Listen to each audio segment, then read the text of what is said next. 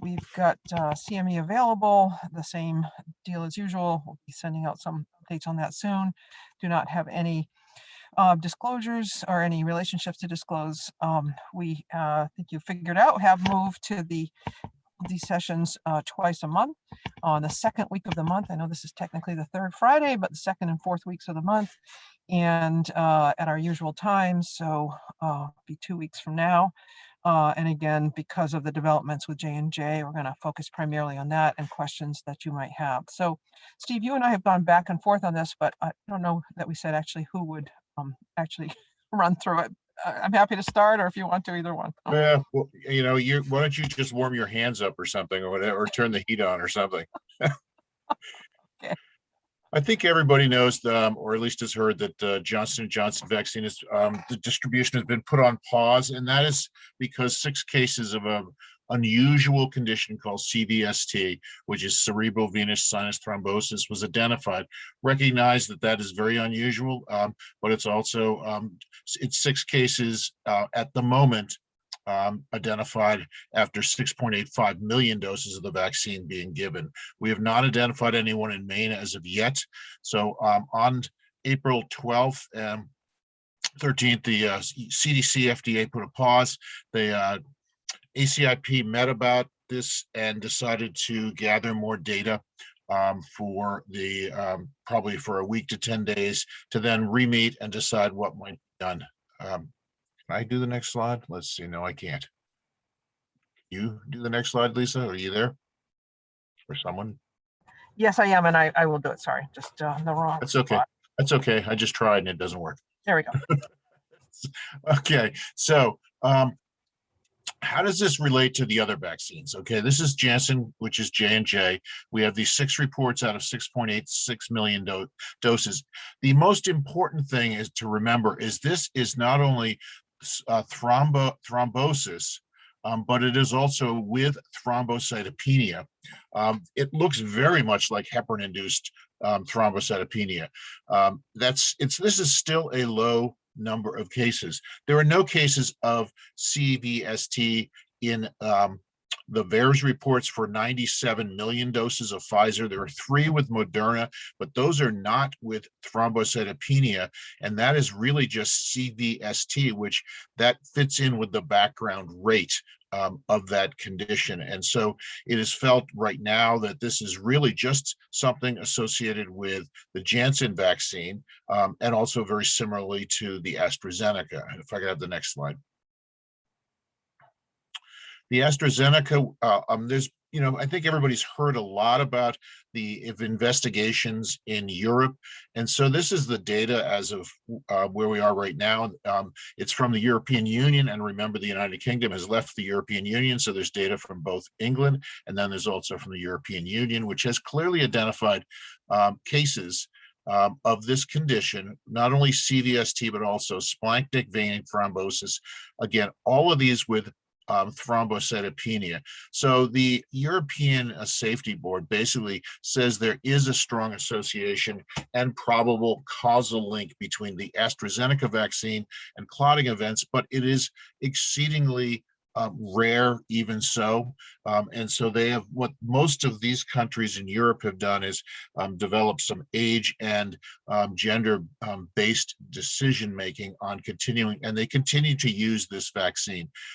Because again, this is, although you look at these numbers, you got to put that in the background of, 20 to 40 million of the number of doses having been given. So it's clearly of concern, but it is COVID, as we know right now, is rip-roaring through many countries with high mortality rates. Next slide.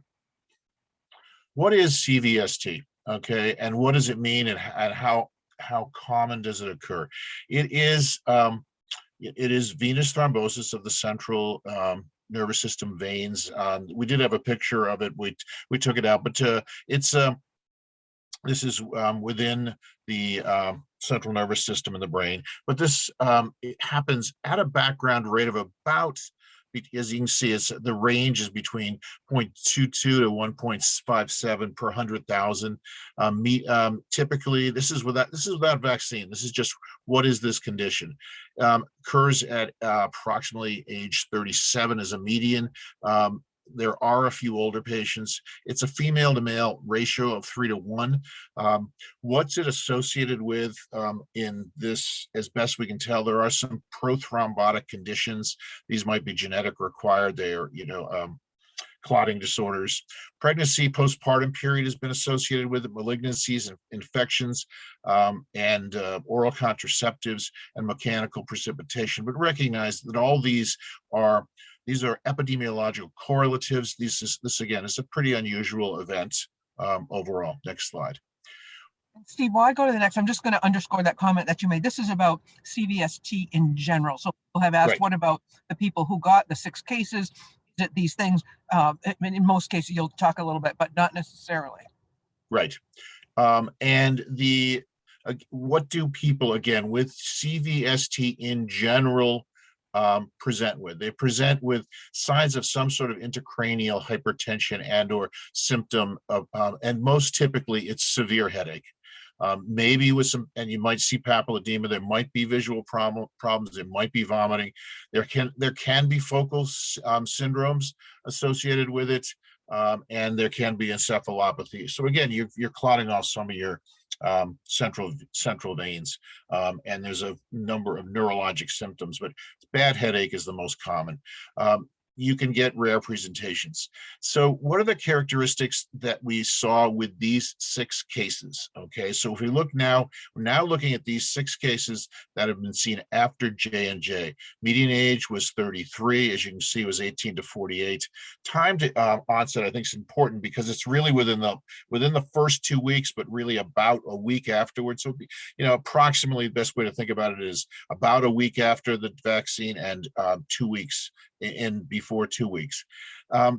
These all occurred in white females. There were OCP were used in, or at least an estrogen progesterone combination in 1.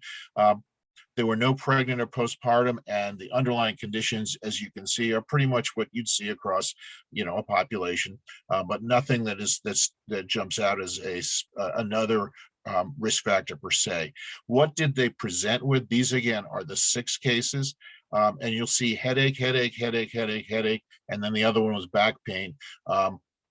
There was some vomiting, some chills, some lethargy, and that's the early features. That's the presentation, and later on, headache was pretty, again, severe, but there were other things that occurred. There was abdominal pain, and that was, I know there was a case of splanchnic venous thrombosis. Again, this is clotting in large vessels. And also, there was one case of unilateral swelling with a lower extremity venous thrombosis. So, what can we summarize from all this information right now? Recognize this condition, CVST with thrombocytopenia, which is what has been seen after J&J, is a rare condition within a rare condition. So the rare condition is CVST. This is a subset, which is even more rare, which is CVST with thrombocytopenia. It's clinically serious, but as I said, it's unusual. The observed cases were, as we described, and they were seen in the 6 reports between 18 and 48-year-old white women without any other significant underlying reason and risk. Sorry, that's just my text message going off.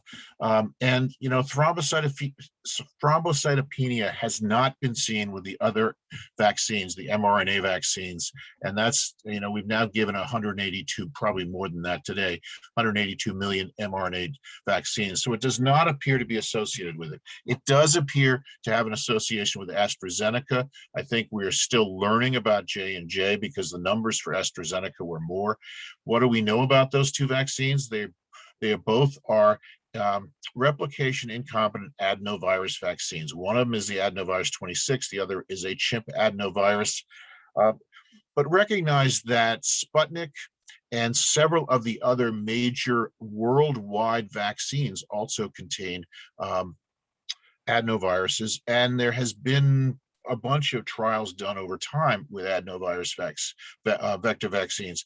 So we're learning, I think, as you apply a vaccine to millions of people, we're going to probably identify things. I think the important point from my perspective is the VAERS system worked. This was identified very early, and then it was clearly the right steps were made. Why don't you go back one if you can, Lisa, because I think there's one thing I think we want to try to emphasize, which is this is put out, it's in the Han, which came out, but I think the important point to remember is that in this condition, which has thrombophlebitis, thrombosis with the associated thrombocytopenia, we do not want to use heparin. This is like heparin-induced thrombocytopenia. And the reason you don't want to do this is there appears to be an immune response against PF4, which is platelet factor 4, and that's one of the tests that you do. So if you saw somebody with thrombocytopenia in one of these conditions, you'd want to do a PF4. You want to get a hematology consult, but you don't treat with heparin. You can treat with some of the other anticoagulants like apixaban and things, but what does seem to be working is high-dose immune globulin, and that has also been used in heparin immune thrombocytopenia. So we're going to learn more. We'll hear more. This is probably a condition none of us have really seen or dealt with, and we're probably all trying to get up to speed as much as we can. So I'll turn it over to you, Lisa. Great, thanks, Steve. And just, I think we have a rural state here, so the number one, report any adverse events to VAERS, but number two, around this clinical scenario and what to test and what to treat. If you don't have a hematologist available in your area, I think folks can get in touch with you or me, and we'll try to connect them to one of the health system CMOs and one of the specialists. And I would say just have a high level suspicion. It's rare. We're probably not going to see it in Maine. But if you have somebody who's 2 weeks out and has an unusual headache, this is not, the day after a vaccine, the, lethargy, fatigue, and a mild headache. This is 1 to 3 weeks out. Unusual headache, or even symptoms of a DVT or PE or this splanchnic thrombosis, abdominal pain, just to have a level of suspicion. And again, that caveat about not starting with heparin. So, and I think just another plug around VAERS, the Vaccine Adverse Event Reporting System. Another important thing, to flag here is that this is what this is for, right? This is to find unusual events after vaccine. Does not necessarily mean that J&J is causing this yet, but it's a flag, it's a signal, and that's why the federal authorities are taking a close look at it. So just to wrap before some questions, we do, as you all know, have now the broadening to all individuals 16 and older has happened since last week. And related to that, there are some new issues about 16 and 17-year-olds. The state has started posting. It's not exactly, it doesn't say which sites are giving Pfizer, but it says this site is available for 16 and 17 years old. If you look at the state website, there are some issues now with, we do need consent for children. Ideally, they'd have a parent or guardian with them. They don't absolutely need to unless they are under guardianship. It's ideal if they can bring a picture ID, but we realize that can be an issue with some teens. We've probably seen in the headlines that Pfizer has recently completed their trial for children as young as 12. Moderna and J&J still have trials underway, and Pfizer has officially filed for extension of their FDA emergency use authorization for younger children, and we're hoping to see that soon. In terms of other distribution unit methods, just so you know, and the reason I am off video today is that I am sitting at the FEMA mobile van unit in Oxford, outside of the Oxford Casino, where it is not pretty weather right now. We're having some issues. Just so you know, also, we actually are just made the decision to close this clinic this afternoon because the weather is so bad and we lost the heat. But normally, as we hope the weather warms up, we're going to be running this for another close to 2 months. It's going to go next to Wyndham. It's basically was offering J&J. That was another special development we got to deal with on Tuesday morning. Now it's Moderna. Vaccination is by appointment only, but if people show up, we're trying to fit them in, aiming for 200 to 400 vaccinations a day. And for now, at least, appointments are still being scheduled via the community vaccination line that we've talked about, although the state is moving ahead with an online scheduling system that we hope to will be up and running for everyone soon. Just a plug again about that community vaccination line to help people to make appointments, particularly if they have issues with language or internet, and the free transportation that we've talked about several times now that has to be booked 48 hours in advance. Just a plug again for the equity webinars that will be next Wednesday, the 21st. We're going to have discussions about vaccine hesitancy and communication, particularly as we have a wider set of folks now who are eligible, and we know there's some issues with younger people and rural populations, and also hopefully offering some tips for messaging around this new challenge to vaccine confidence that is invariably going to be a result of the J&J challenges that are out there. So we'll be talking about that as well. I'll copy the link into the chat. We've had that out there a couple times. Always point you back to the governor's website and some resources there. And just for anybody who's joining late, reminder that we are now twice a month, not weekly. Sorry for any confusion about that, but in the second and fourth weeks of the month, the same Tuesday and Friday time, we'll continue to post to the website. And happy to take questions. I will stop the share.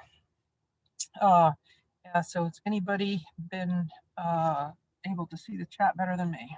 Or are there any questions, or people can open up the line as well? Actually, I'm not seeing the chat. Questions? Does anybody want to add anything?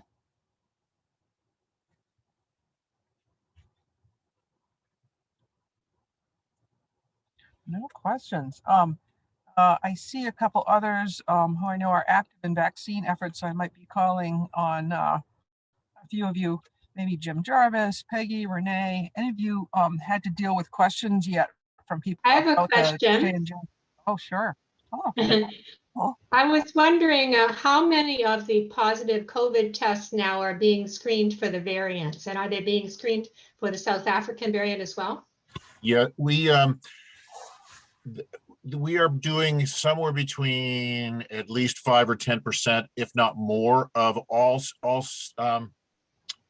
of the isolates that we get in the state. Through they go to the let's say they will go to one of the peripheral labs. They'll send them in a certain number to the Health and Environmental Testing Lab. We partner with Jackson Lab. We do some of them, they do some of them.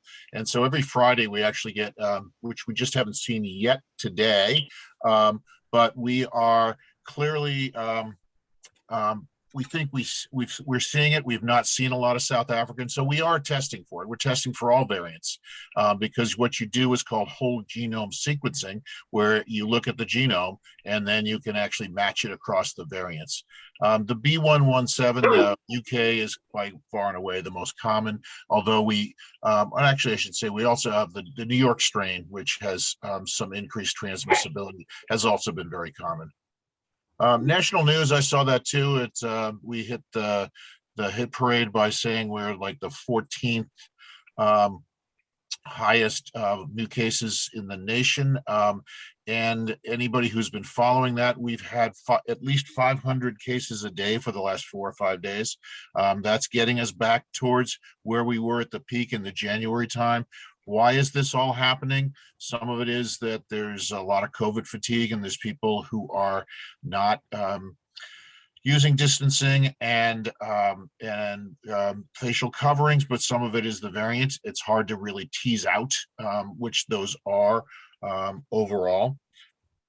But it's also, it's interesting that we're just about 2 weeks from last major holidays, being the Easter and Passover holiday times. How much does that play in? We know that the holidays played a lot in increasing our rates overall after Thanksgiving, Christmas, and New Year's. So I think we're probably seeing some of both of that.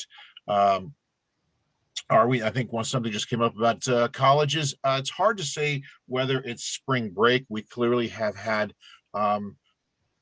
much more college positivity than we've had before. Recognize though that most of the colleges are doing very aggressive screening and testing, so they have been identifying. But they're, you know, if the it's, you know, I'm not saying anything that is in any way not public. Bates has been in the newspaper a couple of times saying how much they're doing. They've gone back to remote learning. There have been outbreaks at the University of Maine. There's been some outbreaks at the University of New England. So that's adding to it. But if you actually look at the total number of cases that we have now, and you look at the age distribution, the age has been going down pretty much every month since Christmas time. And so we're in you know, on a mean age is around 35, which means there's a lot of younger cases. There are a lot of cases in school kids, but there's not a lot per school. It's just that there's a lot overall, and though that obviously will also bring the age down. So we're hoping to get we're hoping that we're, you know, at the top going down the other side, but I'm not sure we're there yet. Okay, Steve, I thank saw you. a question just above, sorry about that. Just above about, is this back to the J&J and the thrombosis, thrombocytopenia, is this similar to Rodenigo syndrome? I don't know that. You see the question from Art Newkirk? I do not know that syndrome. I don't know that syndrome, and I've not seen it described, and it wasn't talked about at all. There was what was called a COCA call yesterday, which was about for clinicians, and that was not mentioned in any way. Again, recognize this is a unique, a very, very unusual syndrome within an unusual syndrome. So again, most similar is heparin-induced thrombocytopenia, but that really doesn't have the CVST associated with it overall. So we're going to learn a lot more about this over time. I know that in Europe, where they've had more experience with Astra-Zeneca,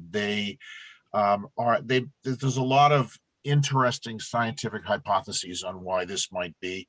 It's not just the adenovirus, because you would have expected to happen sooner than that, and the adenovirus is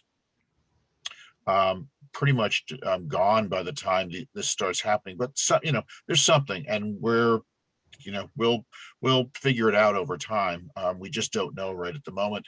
Although, as I said, the best guesses are there are probably a genetic predisposition then with something that's associated with this vaccine. And you just referenced the COCA call. I should have said that earlier. Several of the slides that we presented on today were taken directly from that presentation. I just put the link. There's the full PowerPoint and I believe probably the recording by now are posted to that site as well. Yeah, if this is not related to anything to do with otitis media, this is de novo central vein thrombosis and or splanchnic thrombosis. And that's what makes it, or other large veins. Most of it, again, most of the descriptions of the cases so far have been with CVST. What's happening now is they're going back through all of VAERS looking for anything that might possibly be related to this, and to see whether there's any other cases. I suspect they will identify a few more cases within the VAERS database, or there's some people who maybe hadn't reported yet and will. So I suspect the numbers will go up. I don't know how much. I'm hoping not that much. There's a question: if patient is between Moderna shots and has some of the symptoms of COVID, but they are mild, will the second shot still be effective? The answer is yes. If someone has COVID after the first shot, they should get diagnosed. And if they're diagnosed with COVID, then they should wait until they are done with their isolation period, at the very least, before they get their second shot. They can go, you can wait up to from not just 4 weeks, but 6 weeks easily after the first shot without any decrease in immunity. Probably you can go out longer than that, but somebody has to get through their isolation period before you start, before you consider the second vaccine. Are there other questions? Steve, one. Hey, Eric. Eric, you're I don't not think it's just coming me, through. but yeah, you're like Darth Vader, Eric. So if you want to type it, or if you can move, or text me and I can read it.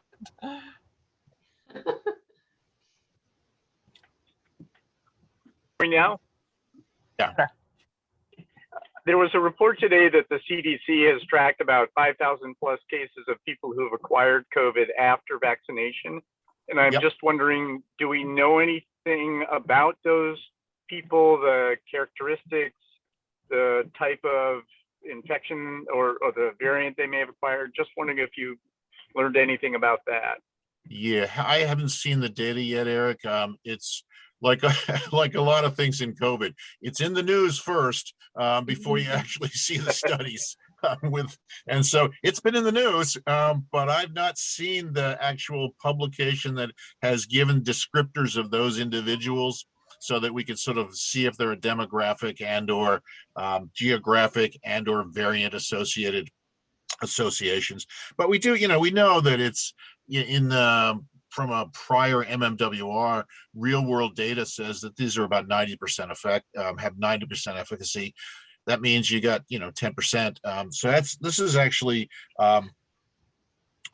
this is lower than what I would have expected overall, given the millions of cases. So again, still a very, very effective vaccine. Because remember, when we're looking at, we're often looking at antibody responses, and you got to remember the T cell. The T cell is very important and probably what's helping us with variants more than anything else, because the T cell tends to be very robust and seems to have activity against all variants. And Lisa, we're down to a minute. Yeah, I was going to say we are at the end here, so I'm not seeing any more chat questions. So thanks, Steve, for jumping in on that. Thanks everybody for joining. We again are at every twice a month, so we'll be back in 2 weeks from today, and encourage folks again just to consider joining the DHHS Equity webinar next Wednesday, the 21st. I put the link in the chat, and otherwise, thanks for your ongoing help, and we'll see you next time. Take care. Bye-bye.